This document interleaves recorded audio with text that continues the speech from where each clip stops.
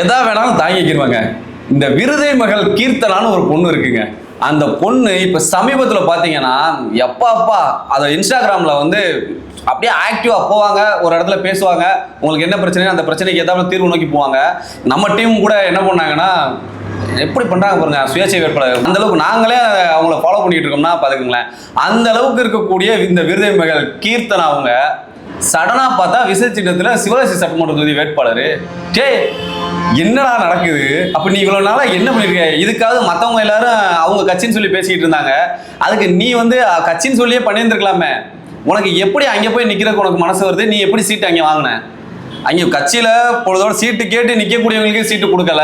எவ்வளவோ பேர் முழுக்க இன்ஸ்டா பைத்தியமா தான் அந்த கட்சியில சுத்தி தர்றாங்க. அவங்களுக்கெல்லாம் சீட்டு கிடைக்கல, உனக்கு சீட்டு கிடைக்குது எப்படி? இதுக்கு அந்த பருத்தி மூட்டை அந்த குடவுலயே இருந்திருக்கலாமே. எதுக்கு வெளியில வந்து இந்த வேலையை சொல்லியமா நான் சமூக ஆர்வலர்னு சொல்லிட்டு இந்த வேலையை பார்த்துக்கிட்டு இருக்கணும்? ஏன் சிஸ்டர் சொல்லுங்க.